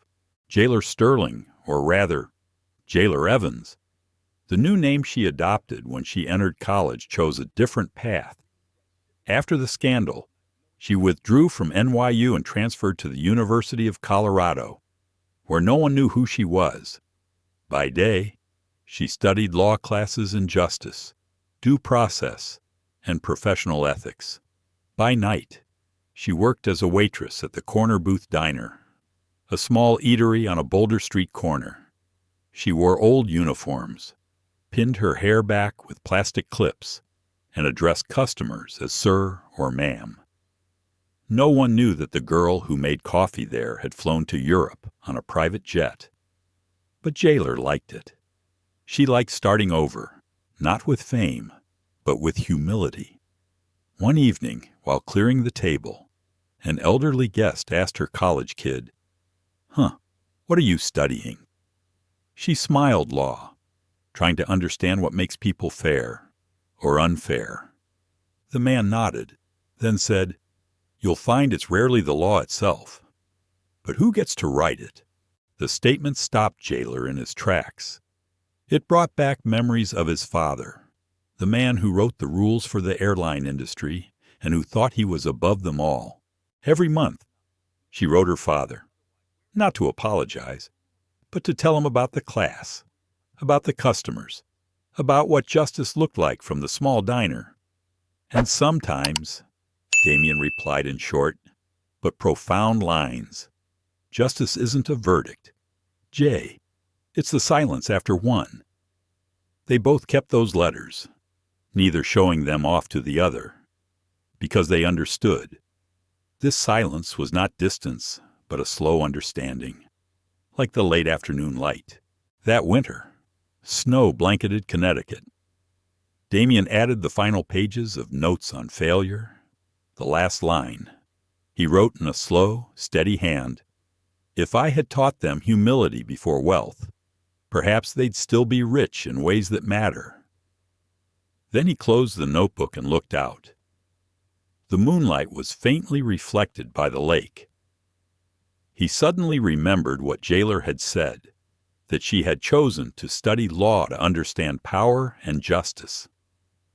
Now he realized it was she who was reclaiming the true honor of the sterling name. Meanwhile, in New York, Jordan was live streaming as the price of the dominant cryptocurrency crashed. Viewers dropped by the minute. He sat there, speechless. Studio lights fell on his face, and for the first time, Jordan looked exactly like his father, lonely, proud, and learning to accept defeat. He turned off the machine and sat still, in the darkness. There was only a piece of paper stuck on the wall, scribbled in marker rebuild, but not repeat. 3 men, 3 places, 1 silence. No more empires, no more fame, only 3 lessons, 3 separate journeys to understand that power is not something we hold, but something we learn to let go of while still remaining ourselves. Over the winters and summers of those 18 months, each sterling learned his own way of living in silence, but some silences cannot last forever. One day in June, on a small Boulder Street corner where people come to drink coffee and listen to old radios, fate knocked again, and this time it came not in the blaring of airport speakers or conference rooms, but in the smell of burnt coffee and the unexpected glances between 2 brothers. The corner booth diner was busier than usual that afternoon. Sunlight streamed through the windows, gilding the plastic-covered tables. Jailer Evans, the name she'd chosen to bury Sterling's past, was serving an older customer his 3rd cup of coffee. She wore a gray apron, her hair pulled back, and her eyes were strangely peaceful. The doorbell rang. A man walked in a crisp white shirt, expensive leather shoes, a gait that was both proud and tired. She didn't need to look closely to know. Jordan Sterling, the brother she hadn't spoken to in over a year and a half, the one who still believed that reputations could be rebuilt like a building after a storm. Jailer set down the coffee pot, trying to hide the trembling in her hands. Jordan looked around, then met her eyes. He smiled his familiar half-smile, both confident and hungry for approval. "Long time." "Huh," she replied softly. "Not long enough." He pulled out a chair and sat down at a table near the window. Jailer walked over and poured him a cup of coffee. They were both silent. Outsiders only saw 2 young people meeting, but no one knew that beneath the silence was a deep rift that had never healed. "You know," Jordan began, I'm working with an investment group. They want to rebrand Sterling Global not as an airline, but as a technology platform. Something more modern, cleaner. Jailer did not look up. Aren't you tired, Jordan? All these years, you've been trying to make it up by covering up your mistakes.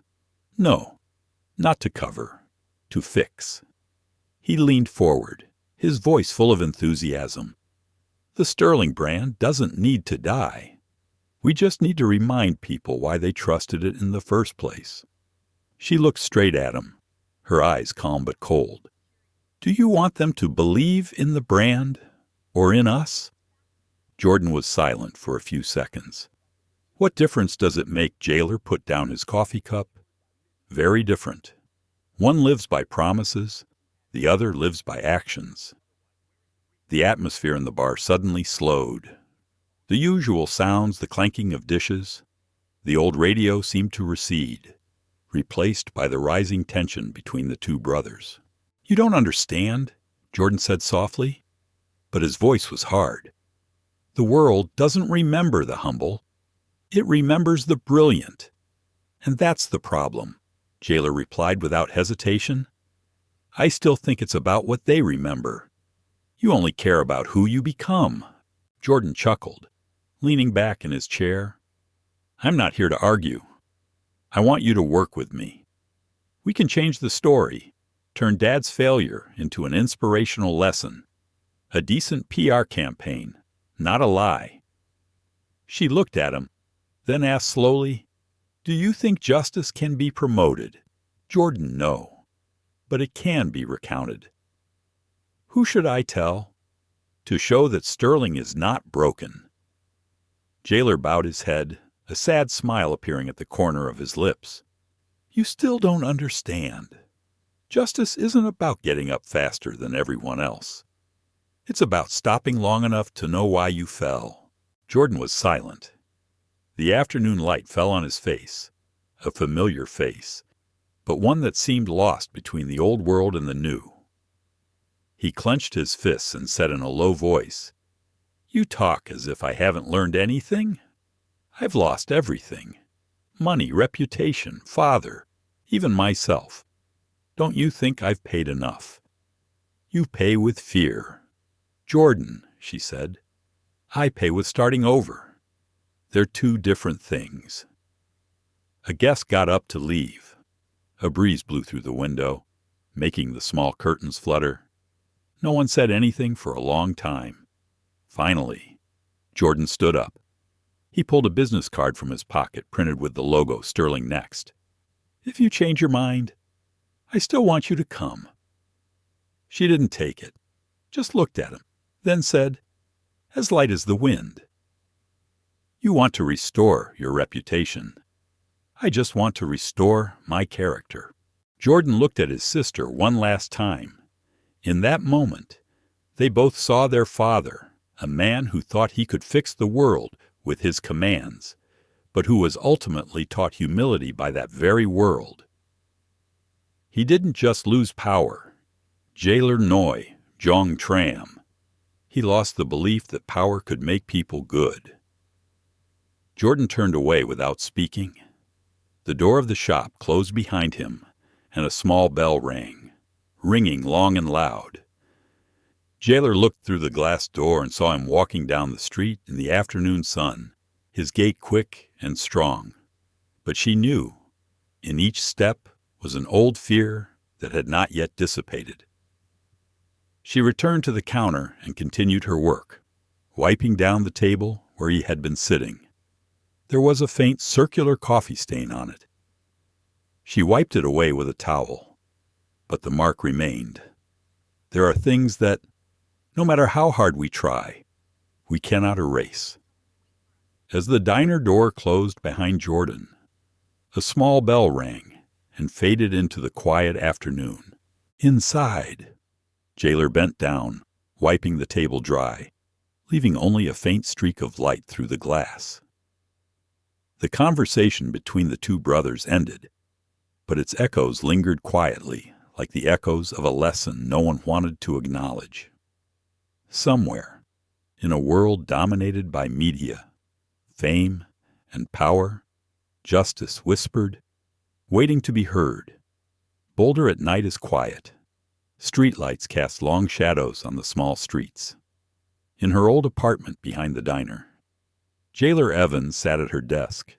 Rewriting a passage from her senior thesis, the topic she chose was public perception as modern karma. The first line she typed, "Karma isn't mystical. It's public perception." She paused, looking out the window, where the distant lights of the tavern still flickered. There was nothing supernatural here, just people, public opinion, and consequences. In the Internet age, she thought, justice was no longer something decided in a courtroom, but something created, spread, and distorted with every click of a mouse. Her father had lost everything because a story spread faster than the truth. But he had also believed that power could dictate justice. Both were wrong. Meanwhile, to the east, at a cabin on Candlewood Lake in Connecticut, Damian Sterling signed the last page of notes on failure. The paper was yellowed. The writing was scribbled. But the last page was written in clearer handwriting than ever power, when separated from conscience, collapses under its own weight. Justice doesn't punish, it reveals. He looked down at the table, where an old photograph lay him and his two sons, taken at a long-ago graduation ceremony. Jordan was beaming. Jailer was calm. His gaze lingered in the middle, the invisible space that had separated the two sons back then, now in two different directions, re-establishing power and reinventing identity. A light breeze blew, making the manuscript tremble. Damian closed the book, ending not with words, but with silence.